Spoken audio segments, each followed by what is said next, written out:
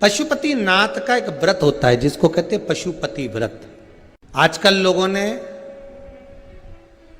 शिव महापुराण की कथा में से देख देख कर खुद की आईडी पर खूब सारे पशुपति व्रत बना बना के डाल दिए कि ऐसा करो वैसा करो, फिर उद्यापन भी ऐसा करो। पहली बात अच्छे से ध्यान में कर लेना कि पशुपति व्रत में कुछ नहीं करना है, आपको ज़्यादा ढोंग प्रपंच कुछ नहीं करना।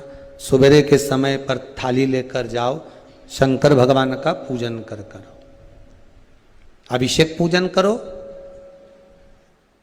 सारा पूजन करने के बाद थाली वापस लेकर आ जाओ। उसी थाली को शाम के समय लेकर जाओ। शाम को फिर थोड़ा सा बाबा को समर्पित करने के लिए कुछ मीठे का प्रसाद, जिसके 3 हिस्से हो जाएं। 6 दिए घी के बाबा को समर्पित करने के लिए लेकर जाएं। भगवान को बेलपत्र समर्पित करने के लिए लेकर जाएं। प्रेम से बाबा का स्नान पूजन सब कराकर शाम के समय प्रदोष काल में, प्रदोष समय में कर कर प्रसाद जो बनाकर ले गए हो उसके 3 हिस्से कर लो। 2 हिस्से मंदिर के अंदर ही रख देना है, 1 हिस्सा अपनी थाली में वापिस लेकर आना। 1 दिया लेकर आना, उसको वहां से जलाकर नहीं लाना। 5 दिए मंदिर में जला दीजिए। जब दीप 5 पंचानंद भगवान शिव के लिए समर्पित कर रहे हो तो 5 दिए जलाते समय पहले दिन ही अपनी कामना कर लेना कि मैं इस कामना से पशुपति व्रत कर रही हूं। बाबा आप इसे स्वीकार करना। पशुपति व्रत जिस मंदिर पे पहला व्रत होता है उसी मंदिर पर 5 व्रत होते हैं, मंदिर नहीं बदला जाता। अगर मायके जाना है तो वापिस आकर करो, पर पशुपति व्रत ये नहीं कि मैं मायके में 1 कर लूंगी या वहां जाकर 1 कर लूंगी, ऐसा नहीं होता। जैसे संकट सोमवार 16 सोमवार होते हैं ना, संकट सोमवार 16 सोमवार का भी व्रत का ऐसा महत्व रहता है कि जिस घर में करा है उसी घर में करना होता है। ये नहीं कि किराए के मकान में रह रही हूं तो मैंने किराए का मकान बदल लिया है, अब बदला मकान में पहुंच गई तो 1 व्रत वहां कर लूंगी। नहीं नहीं, उद्यापन तक उस मकान में तुम्हें रहना पड़ेगा जिस मकान में तुम रह रहे हो। तो हाँ, तो व्रत का मतलब। अब पशुपति व्रत के अंतर्गत शाम को 5 दिए, 1 दिया जलाकर प्रज्वलित करना है आपको। कहां? जब प्रसाद लेकर बाबा को निवेदन कर कर अपने घर पर जब आएंगे, आने पर दरवाजे में प्रवेश करेंगे।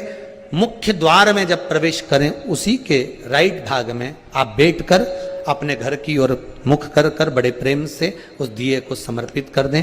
बाबा से विनती करें कि बाबा ये दीप मैंने केवल आपके लिए जलाया है कि आप इस मेरे मार्ग को सुलभ करें, मेरे घर की जो बांधा है, जो भी मेरे मन की इच्छा है उसको पूर्ण करें। बाबा को निवेदन कर कर प्रसाद लेके घर में प्रवेश कर जाएं। सुबह के समय जब आप फलाहार कर लें, शाम के समय आप भोजन कर लें। भोजन कब करना? जब 1 भाग प्रसाद का लाएंगे, उस प्रसाद में से किसी को नहीं देंगे। वो प्रसाद पहले आपको खाना है, उसके बाद भोजन ग्रहण करना है।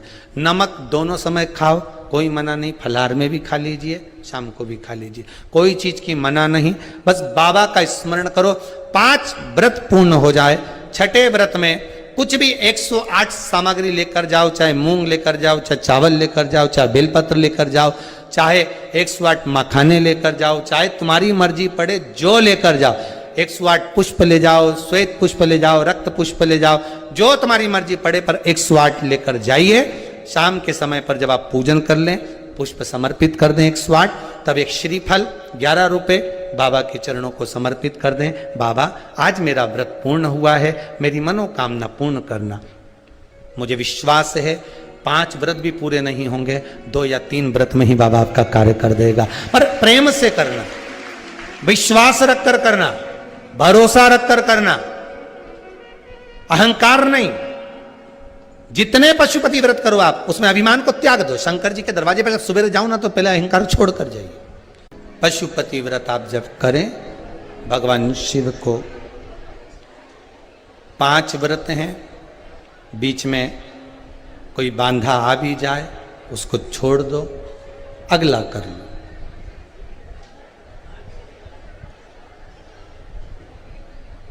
पर करो जरूर। दुनिया का ऐसा कौन सा कार्य है जो पशुपति व्रत से नहीं हुआ। ना जाने कितने लोग